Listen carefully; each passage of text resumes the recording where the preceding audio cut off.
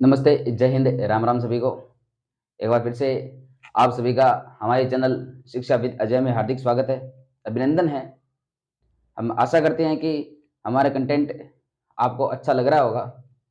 अगर आपको कंटेंट और भी अच्छा लगे तो आप हमारे चैनल को सब्सक्राइब करें, अपने दोस्तों के साथ ज़्यादा से ज़्यादा शेयर करें, लाइक करें, कमेंट करके हमें बतावें कि क्या हमें त्रुटियाँ रह गई है। उन त्रुटियों को हम निश्चित रूप से सुधारने का प्रयास करेंगे। इसी के साथ आगे बढ़ते हैं।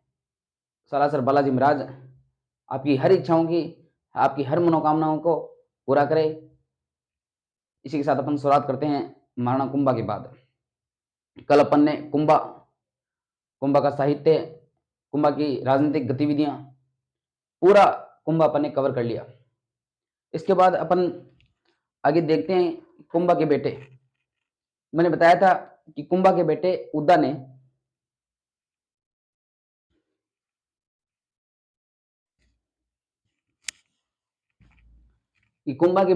ने कटारगढ़ में कुंभा को धक्का देकर कुंभा की हत्या कर दी।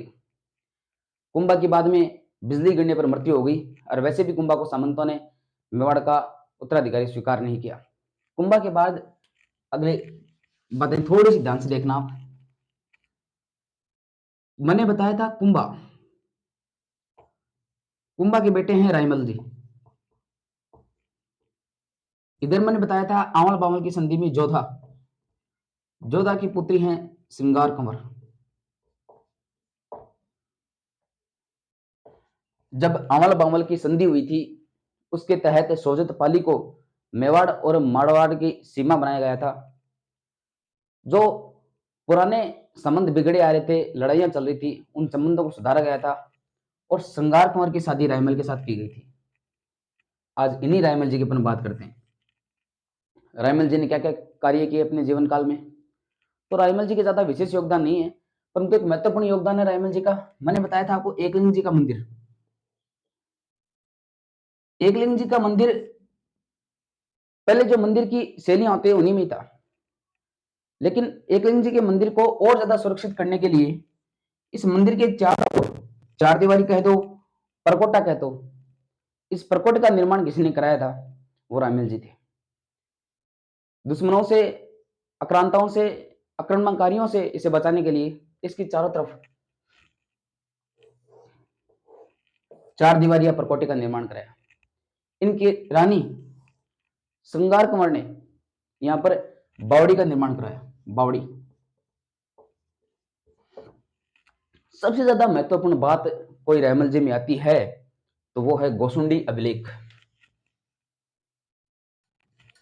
बहुत ही महत्वपूर्ण अभिलेख है, ध्यान से देखना इस अभिलेख को। चित्तौड़ में जगह पड़ती है अभी गोसुंडी, वहां पर एक अभिलेख आया है, इसलिए इस अभिलेख को बोलते हैं गोसुंडी अभिलेख। अभिलेख का मतलब होता है किसी भाटे पर, किसी पत्थर पर किसी राजा की प्रशंसा, उस राजा की किए गए कार्यों का वर्णन इतिहासकार विद्वान किस प्रकार से करते हैं, उस भट्टे पर कुछ कलाकृतियां लिखी हुई होती है, उनको कहते हैं अभिलेख।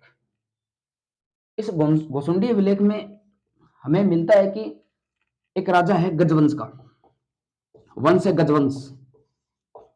उस गजवंश का राजा है सर्वतात, राजा सर्वतात। ये सर्वतात इस अभिलेख में कहता है कि मैंने संकर्षण, संकर्षण का मतलब होता है कृष्ण से बड़े, यानी बलराम, और वसुदेव यानी स्वयं सिर्फ श्री कृष्ण, कि मैंने, सर्वतात कहता है कि मैंने संकर्षण और कृष्ण दोनों की पूजा की है। अर्थात उस पौराणिक काल में यह गोसुंडी अभिलेख हमें राजस्थान में वैष्णव और भागवत इन दोनों धर्म की जानकारी देता है। ये रायमल जी के समय में प्राप्त हुआ। गजवंश का शासक है सर्वतात, वो संकृष्ण यानी वसुदेव, कृष्ण और बलराम दोनों की पूजा की जानकारी देता है। यानी राजस्थान में कहीं न कहीं भागवत धर्म के साथ साथ वैष्णव धर्म का भी उत्थान हुआ। इसी अभिलेख में श्रृंगार कंवर कहती है कि मैंने गोसुंडी में बावड़ी का निर्माण कराया। चित्तौड़ में जगह है अभी गोसुंडी, गोसुंडी भी चित्तौड़ में जगह है, और गोसुंडा भी चित्तौड़ में जगह है। एक बार बड़ी क्लास में एक बार ये माहौल बन जाता है कि सर कहते हैं कि गोसुंडी और गोसुंडा एक ही है। चित्तौड़ के बच्चे बैठे होते हैं वहां पर, चित्तौड़ के बच्चे कहते हैं सर हाँ गोसुंडी और गोसुंडा एक ही है, पहले उसको गोसुंडी कहते थे, अब इसको गोसुंडा कहने लगे। परंतु उन बच्चों में से एक बच्चा खड़ा हुआ कहता है कि नहीं नहीं सर, एक कैसे हैं, गोसुंडा मेरा गांव है और गोसुंडी मेरा ननियाल है। मेरे पिताजी की शादी हुई है गोसुंडी है, गोसुंडा मेरा गांव है। सर ऐसे कहते हैं यार ये बहुत अच्छा प्रमाण मिला, मेरे को इतने दिन पता ही नहीं था, आज पता चला है।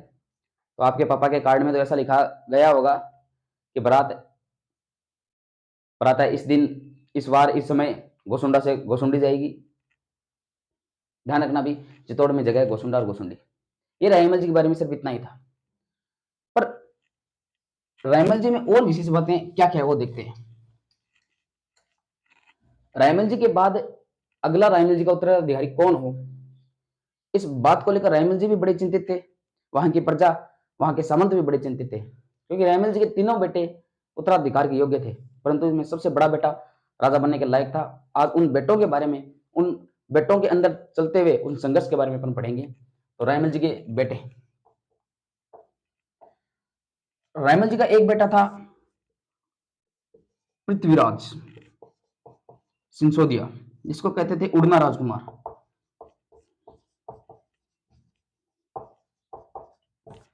उड़ना राजकुमार इसकी उपाधि थी। उड़ना राजकुमार इसको इसलिए कहते थे क्योंकि ये हर एक घंटे में एक ने आक्रमण करता था, इतनी तेजी से आक्रमण करता था बिजली की तरह, कि आज मान लो चोरू को जीता, कल इसने झुन्नू को जीता, परसों सीकर को जीत लिया। उसी प्रकार से आप मेवाड़ में जगह देख लो, आज इसने प्रतापगढ़ को जीता, कल इसने राजसमंद को जीत लिया, कल इसने दूसरे गांव को जीत लिया। वहां के लोकल लोग कहते थे कि इसका घोड़ा चलता नहीं था, इसका घोड़ा उड़ता था।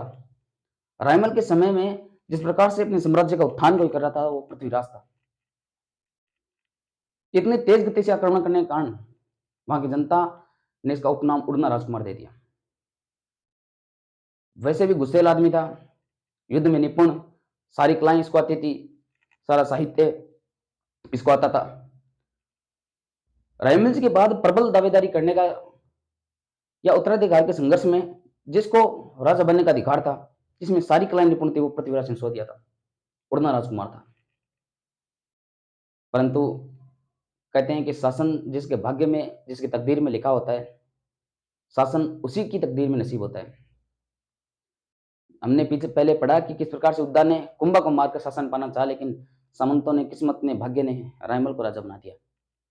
उसी प्रकार से इतिहासकार कहते हैं कि जब पृथ्वीराज सांगा की जगह राजा होते तो मेवाड़ का भविष्य कुछ अलग ही होता, परंतु पृथ्वीराज नहीं बने तो रह गया।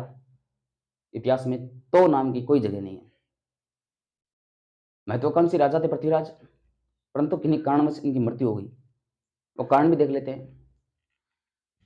पृथ्वीराज की बहन थी एक, आनंदाबाई, और इनकी शादी की हुई थी जगमाल देवड़ा के साथ। जगमाल देवड़ा जो सिरोही के राजा थे। जगमाल देवड़ा के बारे में कहते हैं भयंकर नशेड़ी था, आनंदाबाई को बहुत परेशान किया करता था, आनंदाबाई के साथ मारपीट किया करता था। आनंदाबाई को कोई अपने शरीर में कोई सम्मान नहीं था, उनको पटरानी का दर्जा भी नहीं था। आनंदाबाई ने 2-3 बार से समझाया भी जगमाल को कि रहने दे, मेरे भाई को तो नहीं जानता है, मेरे भाई को लोग उड़ना राजकुमार कहते हैं, वो उड़ उड़ के तेरे को मारेगा। परंतु जगमाल अपनी हरकतों से बाज नहीं आ रहा था। जिस भाई की तुत्ती पूरे मेवाड़ जैसे देश में बोलती हो, उसकी बहन को कोई परेशान कर ले, उसकी क्या मजाल। आनंदाबाई ने पृथ्वीराज के समक्ष मैसेज करवाया कि भैया शादी तो कर दी आपने, पर शादी के बाद में भी कुछ फर्ज होते हैं, वो भी आपको निभाने चाहिए। मेरी आशाएं अपेक्षाएं तो सदैव आपके साथ रही हैं। कहते हैं ये खबर सुनते ही पृथ्वीराज दौड़कर सिरोही आया जगमाल देवड़ा के पास, और जगमाल देवड़ा को इतना भयंकर से भगा हुआ एक उठा कि पटरानी तो बनाया बनाया, और जगमाल देवड़ा से सिरोही और छीन लिया इसने, और अपना नौकर बना के रखा। जगमाल देवड़ा को अकल आ गई। जगमाल देवड़ा ने मुंह में तिनका लिया और कहा कि तेरी कड़ी गाँव मुझे माफ कर दे। बहन भाई भाई होता है, पति पति होता है। बहन ने फिर से अपने भाई को कहा कि आजा छोड़ दे, टेढ़ा है पर मेरा है। जगमाल देवड़ा को समझाकर पृथ्वीराज वापस आ रहा था मेवाड़ के लिए। जगमाल देवड़ा ने पृथ्वीराज के लिए लड्डू भेजे। लड्डू भेजे क्या, खुद ही चला गया लड्डू लेके। क्या ये डाकी फिर से आएगा तो फिर से मारेगा। पृथ्वीराज ने कहा लड्डू, जगमाल ने कहा आपकी बहन ने बनाए। पृथ्वीराज ने कहा यार हाथ से पहले तो कभी नहीं खिलाई, तो बहन ने बनाए तो खा ही लेते हैं। लड्डू जगमाल देवड़ा ने पृथ्वीराज को खिला दिया। लड्डू में जहर था। वोडना राजकुमार उस जहर को खाने के बाद थोड़ा बहुत चल भी नहीं पाया, वहीं मूर्छित हो गिर पड़ा, मर गया। पृथ्वीराज की कहानी यहाँ पर खत्म हो जाती है। रायमल जी के एक अन्य बेटा भी था, जयमल। रायमल जयमल। जयमल के बारे में कहते हैं कि ये सोलंकियों के खिलाफ लड़ता हुआ मारा गया। परंतु विद्यार्थी के मन में डाउट नहीं रहना चाहिए सोलंकी मेवाड़ में कहां से आ गए, कहां से जगमाल देवड़ा आ गया। जगमाल देवड़ा की कहानी तो मैंने बता दी। और सोलंकियों से कैसे मारा गया यार, मेवाड़ जैसे राज्य का नरेश है वो, सोलंकियों की क्या औकात है जो कि टोंक कोई इधर रहते हैं वो इसको मार दे। इसके पीछे भी एक कहानी है।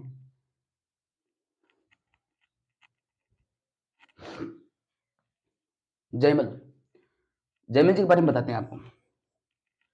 एक रियासत पड़ती है टोडा, टोडा ये टोंक में है।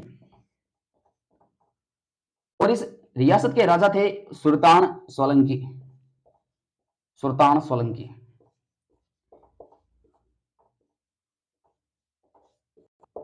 रायमल जी के समय में इस सुल्तान सोलंकी पर लल्ला खां पठान, लल्ला लल्ला खां पठान ने हमला कर दिया और सुल्तान सोलंकी से टोडा छीन लिया। टोडा पर लल्ला खान पठान खुद आ गया। सुल्तान सोलंकी आश्रय के लिए अपने सबसे बड़े आश्रयदाता मेवाड़ जाके पहुंचे। मेवाड़ में उसमें राजा थे रायमल जी। रायमल जी ने न सिर्फ सुल्तान सोलंकी को बल्कि उनके पूरे परिवार को जगह दी, जमीन दी और जब तक वो चाहे तब तक रहने के लिए आश्रय दिया। सुल्तान सोलंकी एक बार अपने दरबार में बैठे हुए थे, दरबार लग रहा था, भी सोलंकियों का अलग जगह दे दी, अलग शासन चलता था। मेवाड़ का वो दरबार सानों सौ से जिस प्रकार से लगता था उसी प्रकार से इस बार भी लगा हुआ था। सुल्तान सोलंकी ने वहां घोषणा की कि जो योग्य पुत्र, चाहे वो पृथ्वीराज हो, चाहे सांगा हो, चाहे वो जयमल हो, मेरे को मेरी रियासत टोडा वापस लाकर देगा, टोडा पर जो अधिकार करेगा मैं उसकी शादी मेरी बेटी के साथ करा दूंगा। लेकिन जयमल ने सबसे पहले जिस प्रकार से रोके भाई हाथ करते हैं, जयमल ने हाथ किया, मैं जीत दूंगा। और लल्ला का पठान ये क्या ही अवकाश जो मेवाड़ के सामने बोल दे, साढ़े को अभी शाम तक उठ आऊंगा। फिर जयमल ने हाथ कर दिया, दोनों भाइयों ने हाथ नीचा कर लिया, यार ये भी तो भाई है, चलो ये जीत देगा। उस सुल्तान सोलंकी की बेटी का नाम था तारा। कहते हैं कि जयमल 10 दिन तक रणनीतियां बना रहा था। 10 दिन इस बात को बीत गए। सुल्तान सोलंकी ने जिस समय जयमल ने हाथ ऊपर किया था कि मैं जीत दूंगा, जीत के आपको टोडा दे दूंगा, उसी समय सुल्तान सोलंकी ने अपनी बेटे की सगाई, शादी से पहले जो सगाई होती है, वो जयमल के साथ कर दी। अब जयमल रणनीतियां बना रहा है टोडा को जीतने की। जयमल के कुछ दोस्त बैठे हुए थे जयमल के पास।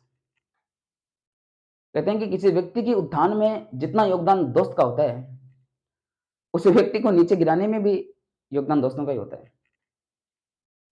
जयमल जो कहीं ना कहीं सपने देख रहा था मेवाड़ के उत्तराधिकार के, मेवाड़ के नरेश के, मेवाड़ के राजकुमार के, मेवाड़ के राजा बनने के,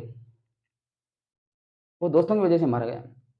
दोस्तों ने छेड़ दिया कि यार सगाई हो चुकी है, निश्चित रूप से टोडा को जीत लेंगे, सड़े को कल ही मार देंगे तो शादी भी हो जाएगी, परंतु ऐसी क्या सगाई कि उसके बाद अपन मिल भी नहीं सकते। तूने तारा को देखा है क्या? जयमल ने कहा नहीं। तूने तारा से बात भी की है क्या? जयमल ने कहा नहीं। तुझे पता भी है क्या तारा कौन है? जयमल ने कहा नहीं। तो बेवकूफ, सगाई हो गई, देख तो मिल तो ले उससे। कहते कि जयमल दारू पिया हुआ था और सोलंकियों के बाड़े में चला गया। सोलंकी से गुजारिश की कि मुझे तारा से मिलना है। सोलंकी ने कहा कि तारा ऐसे नहीं मिलने वाली, पहले टोटा जीत के दे, फिर दे देंगे। उसने कहा टोटा तो मैं कल ही जीत दूंगा, तो कल ही ले लेना तारा को। जयमल ने गुस्सा है, जयमल ने कहा यार मेरी सगाई हो चुकी है, मैं बता रहा हूँ तारेगा, मुझे देखना है। सोलंकियों की जयमल नहीं मानी तो सोलंकियों ने जयमल के गुस्सा होने पर सोलंकियों ने जयमल को मार दिया। जो शरणार्थी किसी राजा के राजकुमार को मार रहे हैं और राजा उनको दंड भी नहीं दे रहा है, इस सोलंकियों ने मारने के बाद रायमल जी के पास चले गए, यार मैंने आपके बेटे जयमल को मार दिया। रायमल ने कहा, यार मैंने तुमको आश्रय दिया है, आपको शरण दी है, मेरे बेटे को मार दिया। उन्होंने बताया, साहब ऐसी सी बात थी, लड़की को छेड़ना आया था। राणा ने कहा, कोई नहीं, बेलक नहीं औलाद थी, मरनी थी, ऐसी मर गई, कोई बात नहीं। जयमल भी सोलंकी के खिलाफ लड़ता हुआ मारा गया। अब एक और बेटा बचा है, वो संगा, उत्तर भारत का सबसे बड़ा राजा जो दिल्ली को टक्कर चुनौती देता है, वो संगा। जयमल के मरने के बाद और पृथ्वीराज के मरने के बाद अगला राजा बनता है तो वो बनता है संगा। और हाँ, जयमल जब मर गया तो तारा की शादी कौन करेगा, टोडा कौन जीत के देगा, इसका जिम्मा पृथ्वीराज उड़ना राजकुमार ने उठाया। पृथ्वीराज ने कहा, मैं जीत दूंगा, और उसने पहले मिलने की गुजारिश भी नहीं की, वो पहले टोडा ही चला गया। कहते हैं कि टोडा में पृथ्वीराज ने इस प्रकार से हमला किया कि मेवाड़ से टोंक कितनी दूर पड़ता है, मात्र 1 घंटे में पहुंचकर लल्ला खां पठान को हरा दिया। लल्ला खां पठान को तो हराया। अजमेर का एक सुल्तान मल्लू खां, वो भी लल्ला खां की सहायता करने आया था, मल्लू खां, इसको भी ढंग से मारा पृथ्वीराज ने। इन दोनों को कूटकर लल्ला खां का पठान से तो टोडा छीन लिया, सुल्तान सोलंकी को दे दिया, और मल्लू का पठान जो अजमेर का नरेश था, अजमेर का सुल्तान था, उसे अजमेर छीन लिया और तारा से शादी करके तारा को कई दिन तक अजमेर में रखा। पृथ्वीराज की मैंने बताया जगमाल देवड़ा ने जहर दे दिया था, मर गया था। पृथ्वीराज की कुंभलगढ़ में 12 खंभों की छतरी है। हम देखेंगे आगे बड़े बड़े राजाओं को भी छतरियां इतनी बड़ी नहीं है, परंतु ये अपना इंपॉर्टेंस मेवाड़ में रखता था पृथ्वीराज।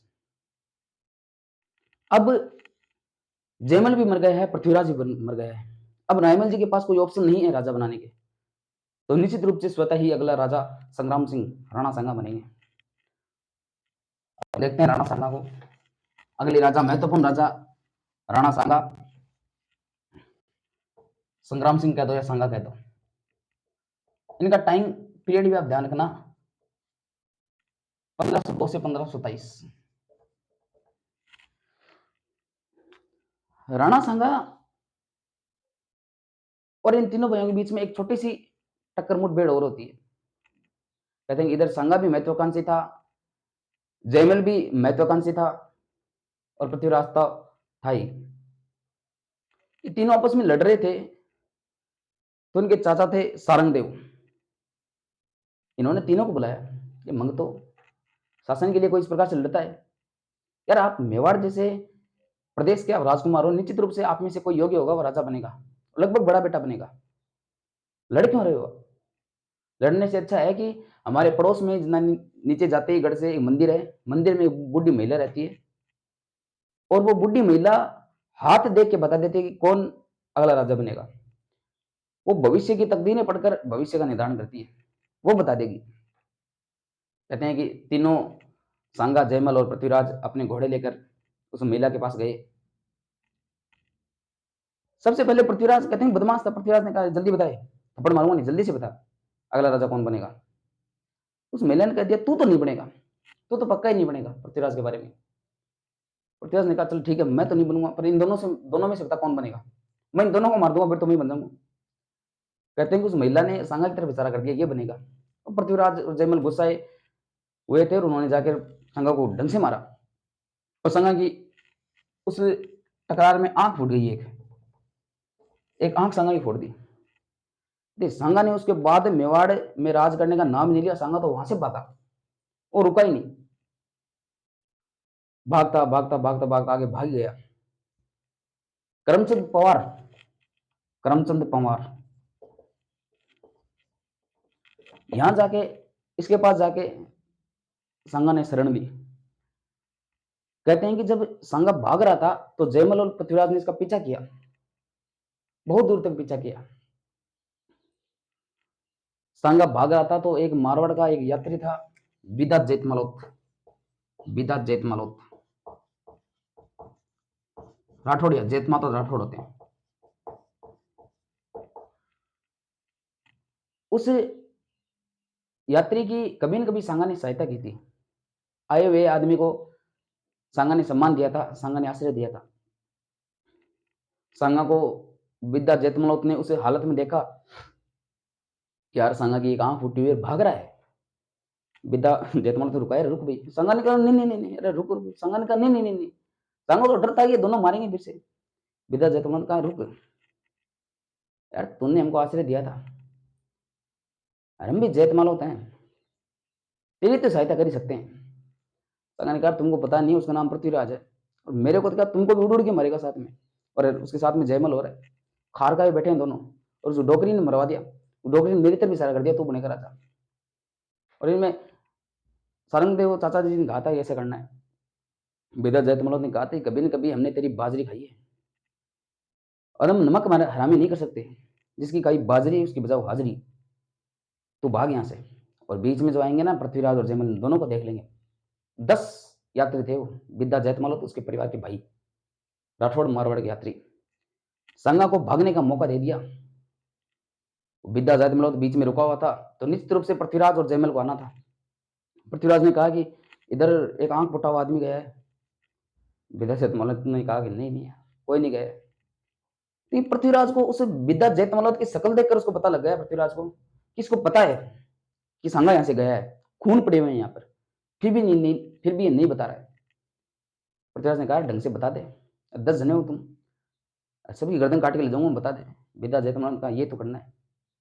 अरे लड़ने के लिए कौन मत डरता है, सबसे पहले मरने का अधिकार किसी को प्राप्त हो जाए तो इससे अच्छा स्वर्ग में भाग्य क्या होगा।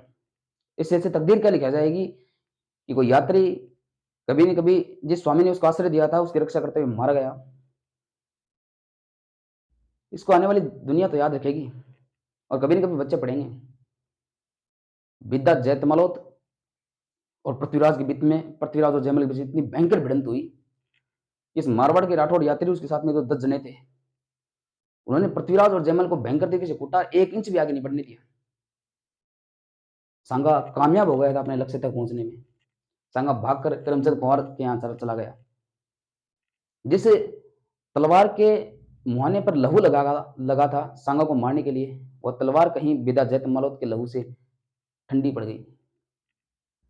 कवि का चर्चा 2 है कि जेतमलोत दल जूझिया, कि जब सांगा को पकड़ रहे थे पृथ्वीराज, तब जेतमलोत ने उसकी रक्षा की। कि जेतमलोत दल जूझिया, जेतमलोतों का दल और 10 जनों का समूह इस प्रकार से जूझ रहा था उस युद्ध में कि पृथ्वीराज की सेना को 1 इंच भी आगे नहीं बढ़ने दिया। जेतमलोत दल जूझिया करवाड़ा कटे, सांगो भोगे चित्रकूट, कि सांगा को चित्रकूट यानी चित्तौड़ ऐसे नहीं मिल गया था, सिर विदा सटे, कई विद्याओं ने अपने सिर कटाए थे वहां। जेतमलोत दल जूझिया करवाड़ा कटे, सांगो भोगे चित्रकूट, सिर विद्या सटे। सांगा जी, आपने जब चित्तौड़ पर अधिकार किया था, मेवाड़ के आप राजा बने थे, तो कई यात्रियों ने, कई विद्या जेतमलोतों ने अपने सिर कटवाए थे। यहां से अब निश्चित हो गया, पृथ्वीराज भी मर गया है, जयमल भी मर गया है।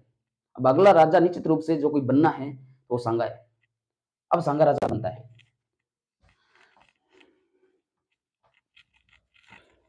सांगा का पूरा नाम संग्राम सिंह मैंने बताया था।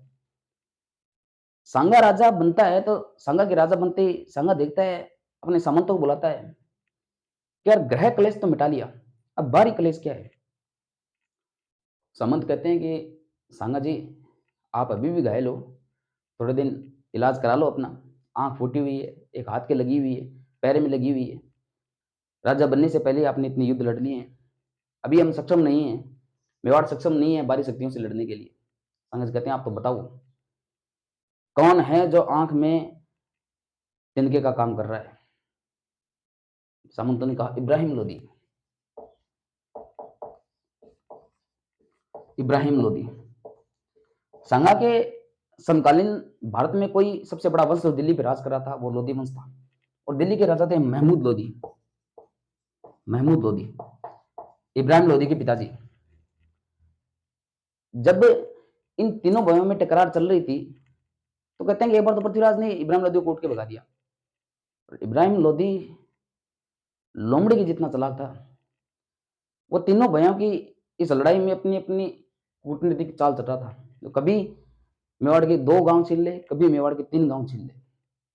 सामंतों ने जब सांगा को बताया कि इब्राहिम लोदी परेशान कर रहा है, तो सांगा के बारे में कहते हैं कि सांगा ने खातौरी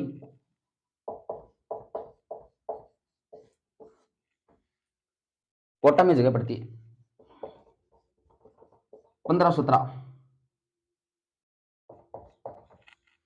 इब्राहिम लोदी को ढंग से मारा।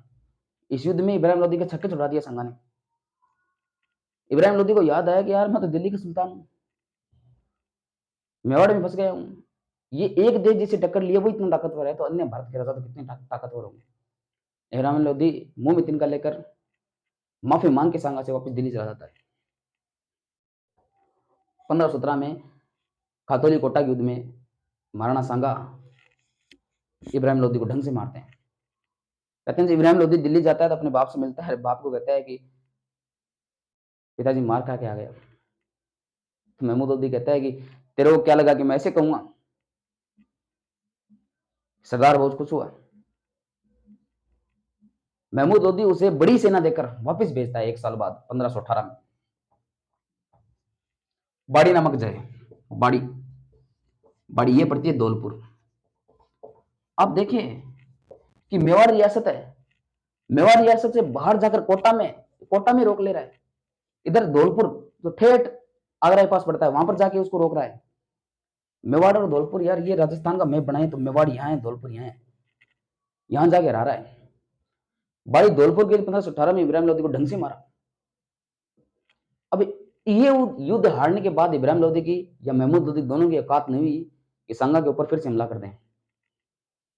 सांगा अब इस पूरे भारत भूमि का जो महत्वपूर्ण राजा था, जो दिल्ली दरबार को सीधी चुनौती दे रहा था, दिल्ली दरबार वालों से लड़ रहा था, उन्हें मार रहा था, दिल्ली की सीमा में जाकर आसपास के गांव लूट रहा था। कहते हैं कि इब्राहिम लोदी कोई मार नहीं, बस सांगा ने रियासत सल्तनत जो दिल्ली की थी उसके आसपास के 200 गांव और लूट लिए थे सांगा ने, और वो मेवाड़ में ला लिए। कितना उत्तराधिकारी राजा होगा सांगा कि उसका वर्चस्व दिल्ली के ठीक नाक के नीचे लहरा रहा है। दिल्ली का सुल्तान भी बेबस है उसको टक्कर देने में। सांगा की महत्वपूर्ण आकांक्षाएं अब इतनी ज्यादा बढ़ गई थी कि दक्षिण में, उत्तर में, पश्चिम में, पूर्व में हर जगह अपने परचम लहरा था। रायमल जी को पता नहीं था कि उनका ये बेटा इतना योग्य, इतना भारत का वीर पुरुष मेवाड़ की लकीरें निदान करने में इतना आगे निकल जाएगा, प्रबल हिंदू सम्राट जो बनेगा वो सांगा।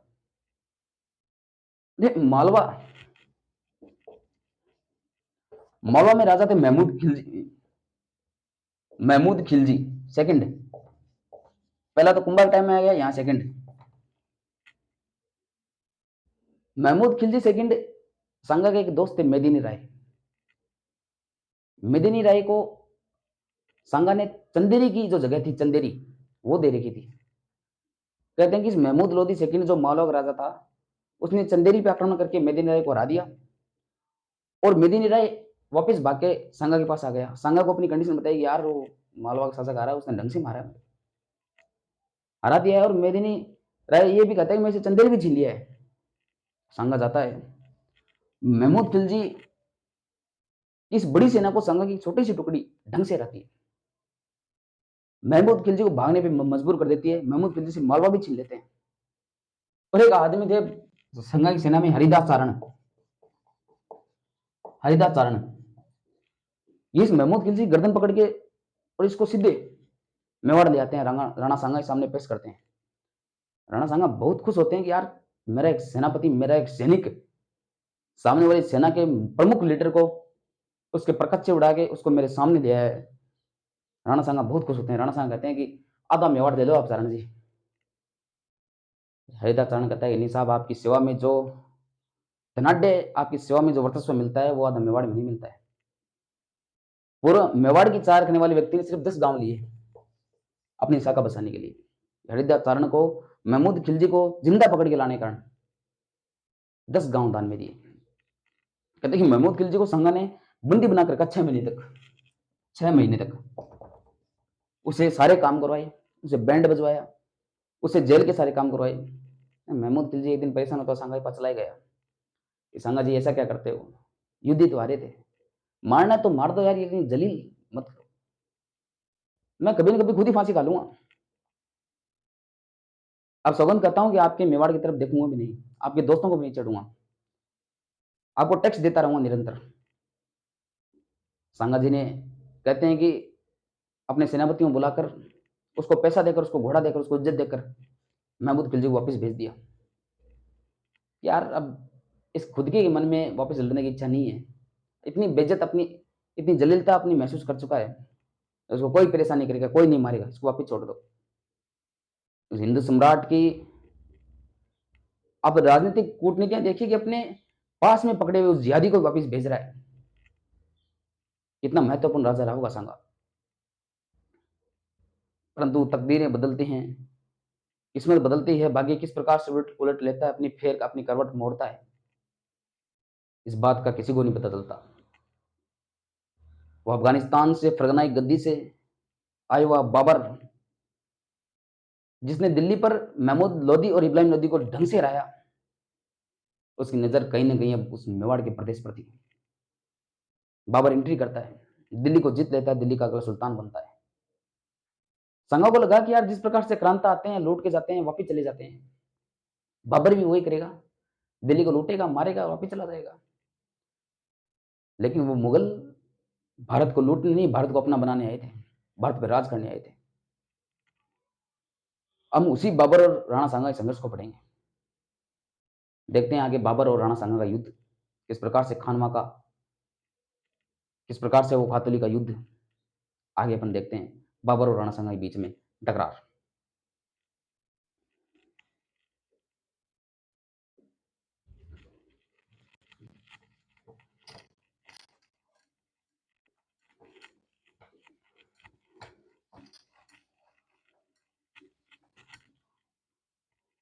सबसे पहले युद्ध आता है, वो था बयाना का युद्ध।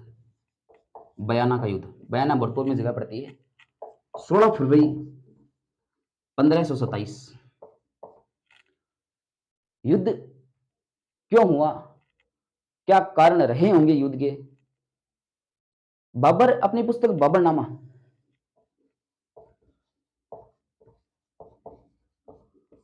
बाबरनामा में लिखता है कि मैं जब अफगानिस्तान की गद्दी पे बैठा हुआ था तो इस सांगा ने मेरे को मैसेज करवाया, और इस मैसेज में कहा कि तू दिल्ली आ जा और दोनों मिलके इब्राहिम लोदी को रहेंगे, दिल्ली को बांट लेंगे, आधी दिल्ली तेरी, आधी दिल्ली और मेवाड़ मेरा। मैं जब दिल्ली आया तो इसने मेरा साथ नहीं दिया, इब्राहिम लोदी को मैंने अकेले नहीं हराया, ये बाबर कहता है। परंतु इतिहासकार इस बात को नहीं मानते हैं। इतिहासकार कहते हैं कि यार सांगा जब इब्राहिम लोदी को 2 बार अकेला ही कूट रहा है, अकेला ही सक्षम, अकेले नहीं, उसके सेनापति सक्षम है, तो इब्राहिम लोदी की तो इतनी औकात नहीं थी कि उसे लड़ने के लिए तेरे को बुलाता। बाबर दारूडी था, बाबर ने आवेश आवेश में लिख दिया जो लिखना था। युद्ध करने का एक कारण तो यह था कि अपनी पुस्तक बाबरनामा में बाबर ऐसा कहता है। दूसरा कारण कि जब इब्राहिम लोदी को राणा सांगा ने हराया था तो राणा सांगा ने, मैंने बताया था कि दिल्ली सल्तनत की जो जगह आती थी उन 200 गांवों पे कब्जा कर लिया था, 200 गांव लूट लिए थे। अब दिल्ली की सल्तनत पर बाबर है, बाबर उन 200 गांवों को, उन 200 गांवों को ही नहीं, संपूर्ण मेवाड़ राज्य को छीनना चाहता है। दूसरा कारण यह था। तीसरा कारण अपन देखें बाबर और राणा सांगा के बीच में संघर्ष के, तीसरा कारण कि जब इब्राहिम लोदी को हराया था, आसपास के मेवाती थे, उन सभी का कहीं ना कहीं सॉफ्ट कॉर्नर राणा सांगा के प्रति हो गया। वो इब्राहिम लोदी के सैनिक, वो हसन खां मेवाती, मेवात के सैनिक जो अपनी मातृभूमि के लिए किस प्रकार से मरना जानते थे, वो राणा सांगा के पक्ष में आ गए। राजपूत अफगान दोस्ती कहीं न कहीं बाबर के लिए दांतों तले चने चबाने का काम कर रही थी। ये तीसरा कारण था।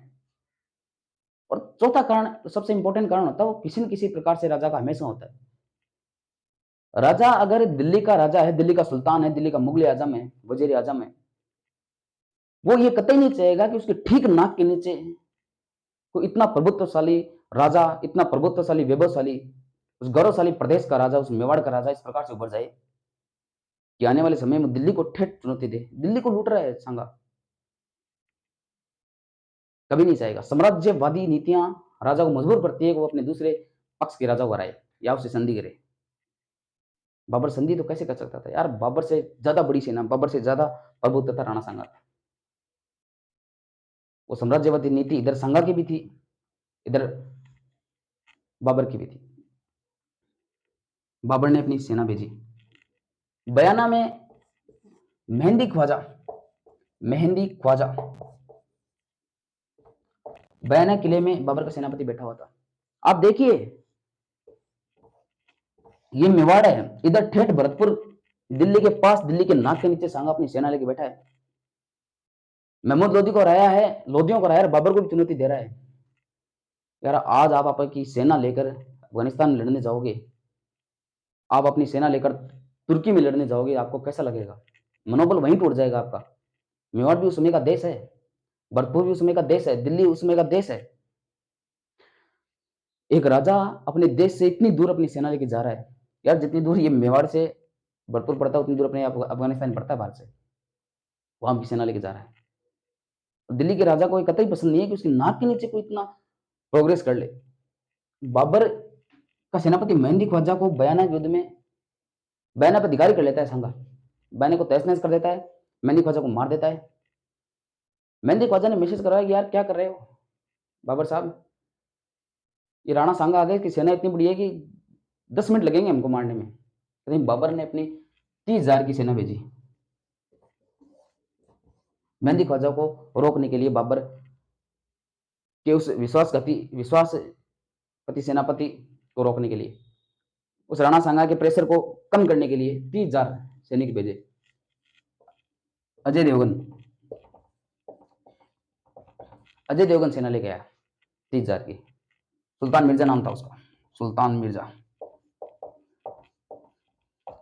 लेकिन सांगा ने सुल्तान मिर्जा को भी हराया, मेहंदी ख्वाजा को भी हराया और बयाना पर अपना अधिकार कर लिया। बयाना के अधिकार के बाद में राणा सांगा का वर्चस्व इतना प्रख्यात हो गया था कि अब बाबर को भी कहीं ना कहीं डर लग रहा था। कहते हैं कि राणा सांगा ने इस युद्ध को जीतने के बाद भी वो नियम कायदे युद्ध के जितने भी होते हैं उन सभी को निभाया, और इन दोनों को बयाना लूटने के बाद वापस छोड़ दिया कि जाओ रे दिल्ली। उस समय उस राजा के पवित्रता, उस राजा के युद्ध कौशल, उस राजा के ज्ञान को आप देखिए कि वो अपने हारे हुए विद्रोहियों को भी वापस जिंदा छोड़ रहा है। इतिहासकार बताते हैं कि नहीं नहीं, ये सांगा की गलती थी, उसको मौका नहीं देना चाहिए, वापस सेना को छोड़ के, जिंदा छोड़ के उसको बाबर को मौका नहीं देना चाहिए।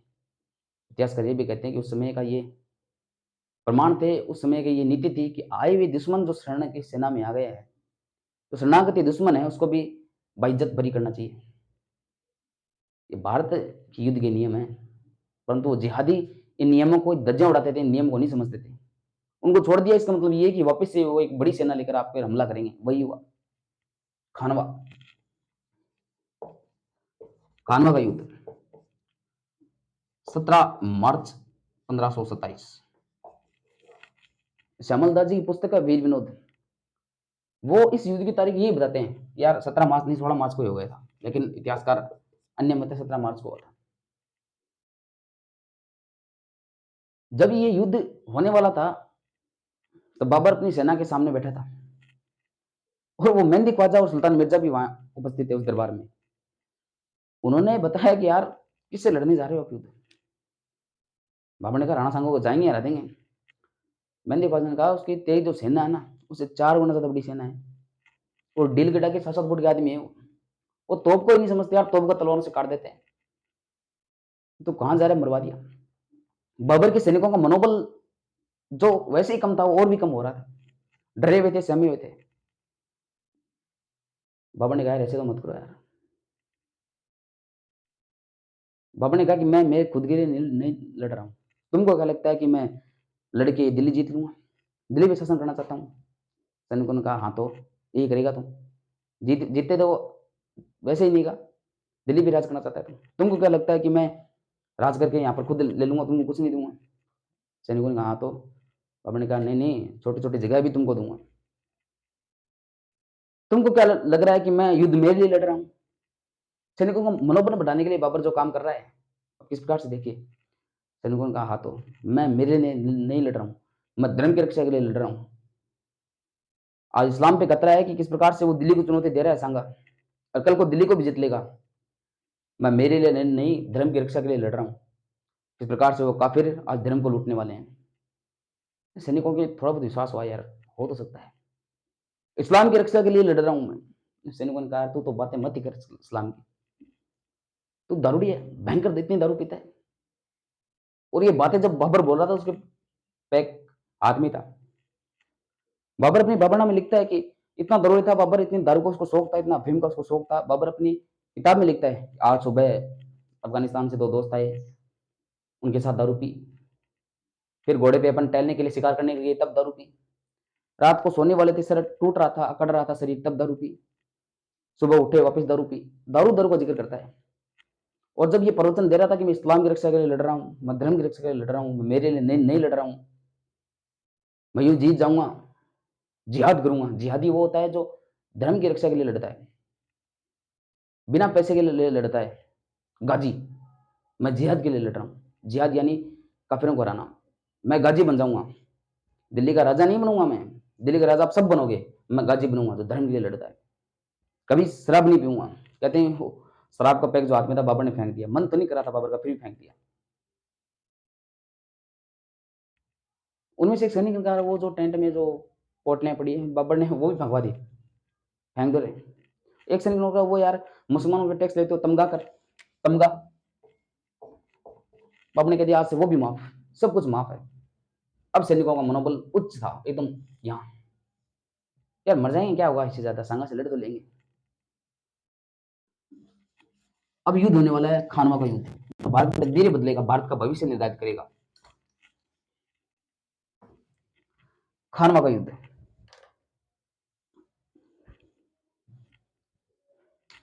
बैटल ऑफ खानवा,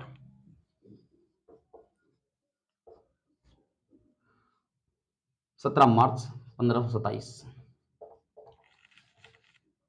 ये जो पलड़ा है, पर संघा की सेना बैठी हुई है। संघा के सैनिक हैं 30,000 या 3 लाख, 3 अनुपात में, 1:3 में। इधर बाबर की सेना बैठी है, इनके पास सैनिक है 1 लाख, इधर 3 लाख। इस हुजूम को जैसे ही बाबर के सैनिकों ने देखा, वो धर्म, वो इस्लाम, वो जिहाद, वो गाजी, सारी बातें भूल गए और उस वापस भागने लगे। यार मरवाएगा यार, ये आदमी थोड़ी है सामने वाला, इसकी एक आंख नहीं है, इसका एक हाथ नहीं है, पूरा टूटा हुआ है, इसको पता ही नहीं इसको मरना है जीना है, इसको क्या लेना है देश से, क्या लेना है राजा से, ये तो मारने आया हमको, ऐसे मारेगा। सेना देख सामने। बाबा ने कहा, रुको रुको श्री रुको, सेना क्या है, अपन तुलगमा का यूज करेंगे, अपन एक सेना ऐसे भेजेंगे, एक सेना ऐसे भेजेंगे, रोड के मारेंगे इनको। अरे अपने पास तोप है, यहाँ पर बाबा ने तोप लगवा दी, अपने पास तोपे हैं। वापिस सैनिक रुके, क्या देखते हैं यार शुरू के आधे घंटे में क्या होता है। अवस्था ठीक रही तो लड़ लेंगे, नहीं रही तो वापिस भाग जाएंगे, वापिस लड़ लेंगे आके। ये इनकी नीतियां थी, ये चालाकियां थी।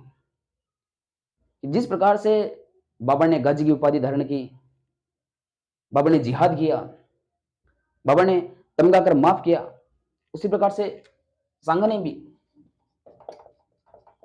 अपने आसपास के राजपूत सैनिकों को बुलाया, पाती परवन लेटर भेज भेज के उनको न्योता दिया कि आओ, एक जिहादी अपने देश में आक्रमण करने की सोच रहा है, और ये जिहादी भारत को लूटने नहीं, भारत को अपना बनाने आया है, भारत में रहने आया है।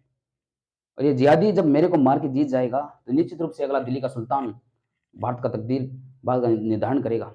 भारत की तकदीर को जो बदलेगा वो बाबर होगा। अगर ये जिहादी जीत जाएगा तो निश्चित रूप से हिंदू संस्कृति को नुकसान होगा, मंदिरों को तोड़ाए जाएंगे। आप मेरे साथ आओ, इस युद्ध में अपन जीतेंगे, मिल बांट के खाएंगे। पार्टी परवन की व्यवस्था प्रारंभ की। इस संघ की नीतियों के बाद लोग भी आए, लोग आए। आमेर जो जयपुर था, वहां से राजा आया पृथ्वीराज, बाबर को टक्कर, बाबर से लड़ने के लिए। चंदेरी मैंने बताया था, चंदेरी, चंदेरी से आया मेदिनी राय, मेदिनी राय। जोधपुर, मारवाड़, मारवाड़ के उस समय राजा थे राव गंगा, उनका बेटा आया मालदेव। उस मालदेव के बारे में कहते हैं कि मालदेव इतना भयंकर दिल का ढकी था कि जब सांगा घायल हो गए थे तो पूरी सेना के सामने ऐसे पीठ के बल सांगा उठा के लाए थे। बीकानेर, बीकानेर में राजा थे कल्याण मनु का बेटा जेत सिंह। सादड़ी, सादड़ी से झाला अज्जा। मेवात सबसे इंपॉर्टेंट, मेवात से वो वीर पुरुष हसन खान मेवाती।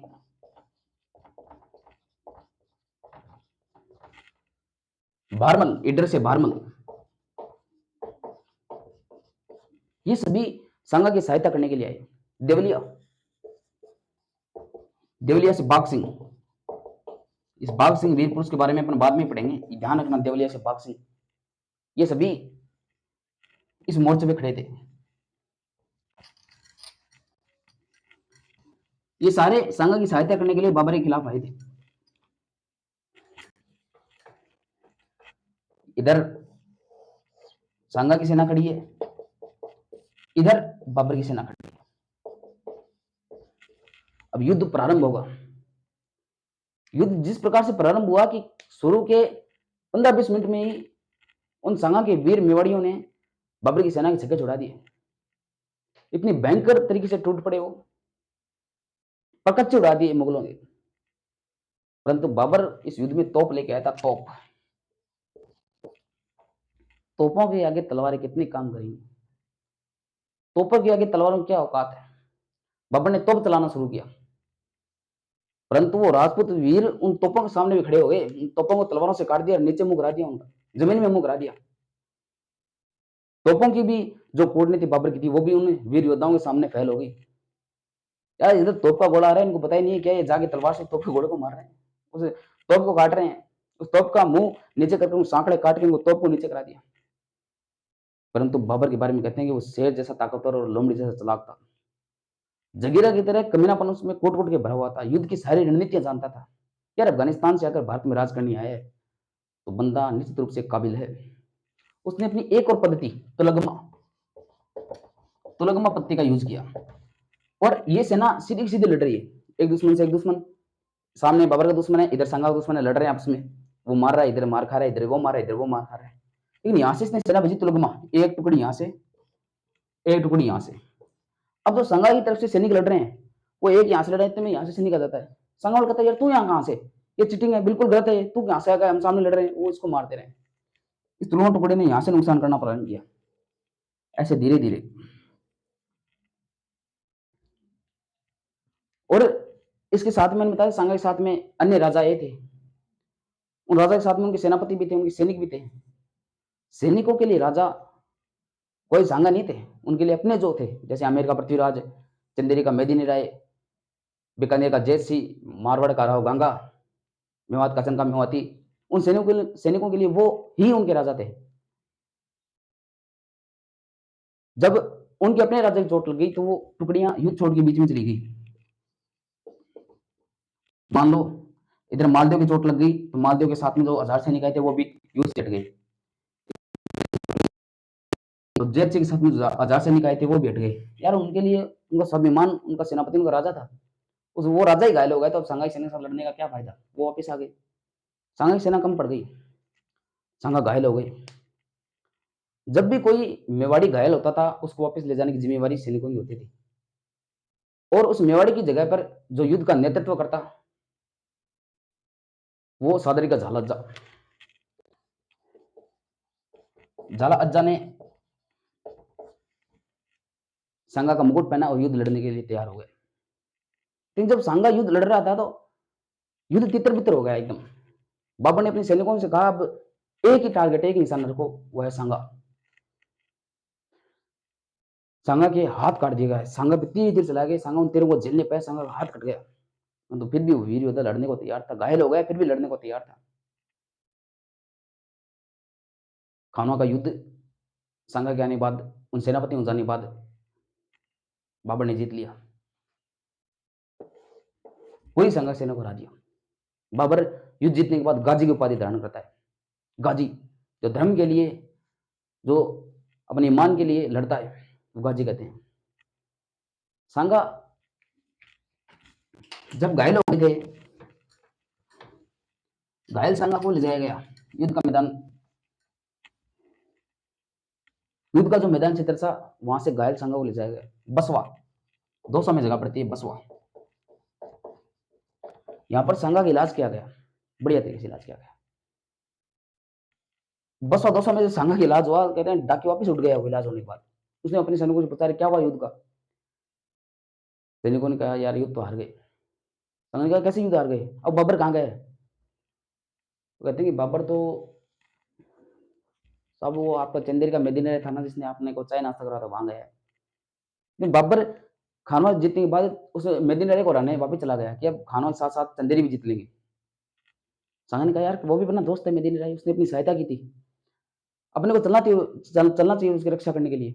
सैनिकों ने कहा, यार आपके 80 गांव है शरीर में, हर जगह से आप टूटे हुए हो, आप में होश इतना ही है कि आप बोल सकते हो, बाकी आप पूरी तरह से मूर्छित हो। कहते हैं कि वीर योद्धा वापिस खड़ा होगा युद्ध लड़ने के लिए। 80 घाव लगे थे तन में, किंचित व्यथा नहीं थी मन में। उन सैनिकों को लगा, यार अब थोड़े से सैनिक है, 1500 सैनिक है, क्या जाएंगे लड़ने। इरीच यूपी में जगह पड़ती है, संगा को जहर दे दिया गया। इरीच से आते आते आते कालपी चंदेरी की सहायता करने आया था मेदिनी राय की, कालपी में संगा की मृत्यु हो गई। ये थे महाराणा संगा, सीधी दिल्ली को टक्कर देने वाले महाराणा संगा। अपन देखते हैं कि यार संगा युद्ध के कारण ने देख लिए, अफगान राजपूत अफगान दोस्ती, संगा ने 200 गांव लूट लिए थे, साम्राज्यवादी नीतियां। बाबरनामा में बाबर लिखता है कि संगा ने मेरे को न्योता दिया था यहाँ आने का। ये युद्ध के कारण। युद्ध हारने के कारण क्या रहे होंगे?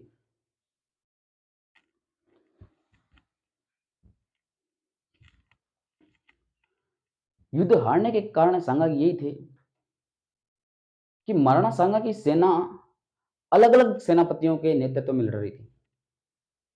आमेर का अलग है, बीकानेर का अलग है। उन सेनापतियों में गठबंधन सामंजस्य नहीं था कि वो संगा के झंडे के नीचे लड़े। अवश्य वो संगा के लिए लड़ने आए थे, परंतु उन सैनिकों का सेनापति जो था वो उनका राजा था। जब एक खुंटे के 4 बैल बांध दिए जाओगे तो खुंटा कमजोर होगा। वही हुआ, सेना कमजोर हो गई। सेना का सेनापति लीडरशिप की कमी थी। इस कारण से कहीं ना कहीं बाबर को सहायता मिली। सेना संगा की बड़ी जरूर थी, परंतु बाबर के पास तोप थे। उन तोपों के मुहानों पर लगी तोप के गोलों ने राजपूत सैनिकों की प्रकच्छ उड़ा दी। बाबर की तुलगमा युद्ध पद्धति, और राजपूत सैनिक समझ नहीं पाए किस प्रकार से उन्हीं के सैनिक उनको मार रहे हैं। त्रिकोणीय उन पे वार होने लगा, इधर से सामने से हो ही रहा था। राजपूत सैनिक हाथियों पर युद्ध लड़ा करते थे। निश्चित रूप से हाथी भारी होता है, मर्चंड होता है हाथी। वो पागल इस प्रकार से हो जाता है कि कभी कभी अपनी सेना पे भारी पड़ जाता है, अपने सैनिकों को भी मारने लगता है। तुर्क उस समय घोड़ों का प्रयोग कर रहे थे। घोड़े स्फूर्ति, अपनी तेज, अपनी स्थिरता के लिए जाने जाते हैं। वार करने की जो गति थी वो तुर्कों की तेज थी। हाथियों और घोड़ों का वो कॉम्बिनेशन बाबर समझ गया और उसने इसका अच्छा फायदा लिया। एक ये कंडीशन थी। तीसरी, राजपूत योद्धा भारी भारी हथियार से लड़ रहे थे, बड़ी बड़ी तलवारें, बड़े बड़े भाले। तुर्कों के पास हथियार थे, हल्के थे वजन में, उनको चलाने में उनको सहायता मिली, इसलिए युद्ध जीत गए। चौथी की संगा की सेना के 2 सेनापति सलद ही तमर और नागौर के खानजादे मुसलमान, वो पहले ही बाबर की सेना में जाके मिल गए। बाबर को वो फायदा भी हुआ। ये सभी कारण युद्ध हारने के थे संगा के। संगा हार गया है, बाबर ने पूरे भारत पे कब्जा कर लिया है, दिल्ली उसकी राजधानी है। क्या क्या संबंध बिगड़ेंगे बनेंगे मेवाड़ के साथ, वो अपन देखते हैं कि अब दिल्ली मजबूत स्तंभ बन गया, मजबूत पिलर बन गया है। उसको नुकसान पहुंचाने वाला, दिल्ली को सीधी चुनौती देने वाला था कोई संगा था, लेकिन वो मर गया है। अब उसका उत्तराधिकारी इतने मजबूत नहीं है कि वो कैसे न कैसे करके दिल्ली को जीत ले। दिल्ली की ताकत बड़ी है। जो दिल्ली को सीधी चुनौती देने वाला राणा सांगा था वो मर गया है। अपन पढ़ेंगे कि प्रताप ने भी अकबर के खिलाफ बहुत युद्ध लड़े, लेकिन प्रताप अपनी जमीन को बचा रहा था, अपनी मातृभूमि की रक्षा के लिए लड़ रहा था। लेकिन सांगा तो यार दिल्ली छीनने के लिए चला गया था सांगा बाबर के पास। जो हिंदुत्व को प्रबल बल मिल रहा था, मूर्तियां बन रही थी, मंदिर बन रहे थे, कला संस्कृति बढ़ रही थी। अब कहीं ना कहीं उसका डिक्लाइन होगा। निश्चित रूप से दिल्ली का शासक अब बाबर है, तो बाबर इस्लामीकरण को बढ़ावा देगा, तो कला संस्कृति कम होगी। राजपूत अफगान दोस्ती हुई थी असंका मेवाती इब्राहिम लोदी के साथ, वो कम होगी, इनको भी मारेगा बाबर। हिंदुत्व को खतरा होगा, निश्चित रूप से होगा। अब बाबर को भी पता लग गया था कि यार दिल्ली में राज करना, भारत में राज करना, इसका मतलब है कि मेवाड़ियों से, मारवाड़ियों से, राजपूतों से, राजस्थान से बना के रखना। राजस्थान के टुकड़े ने पता नहीं कितने आक्रमण झेले हैं, तब उभर के आए हैं अपन। और दिल्ली ने भी इतने आक्रमण झेले हैं कि दिल्ली को कहते हैं लोग, दिल्ली के लोग बड़े गुस्साए वाले हैं। गुस्साए वाले नहीं है, दिल्ली दिल वालों की है। दिल्ली के लोग आक्रमण कर करके इस प्रकार से अपने आप को बना लिया है कि आप किसी की नहीं सुनते। जो बाबर को लग रहा था कि अपन दिल्ली पे राज कर लेंगे, लेकिन बाबर कहीं की नीति सफल नहीं हुई। हुमायूं के बाद मुगल वापस एक बार नीचे डिक्लाइन हो गया। जो संबंध अकबर ने राजपूतों से विवाह करके, राजपूतों का संधियां करके, राजस्थान के संधियां करके बनाए थे, उसी समय में बन जाते तो आगे नुकसान नहीं होता। ये थे महाराणा सांगा। बाबर अपनी बाबरनामा में कहता है कि महाराणा सांगा छोटे मोटे आदमी नहीं थे भी।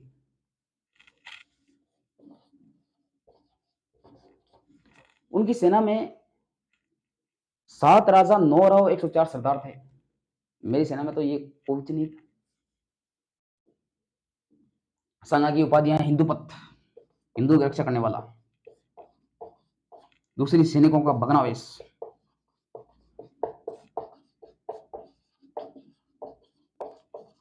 अस्सी घाव लग गए थे यार उसके बंदे के शरीर पे, फिर भी युद्ध लड़ रहा था। भगनावेश तो ही। 80 घाव लगने के बाद भी उसके मन में कोई व्यथा नहीं थी। ये थे महाराणा सांगा। इनके बाद अपन अगले राजा पढ़ेंगे। क्लास बहुत लंबी हो गई है, तब तक धन्यवाद। आपको हमारा कंटेंट अगर पसंद आता हो, हम इसे और अच्छा करने का प्रयास करेंगे। जय हिंद, जय भारत, राम राम सभी को।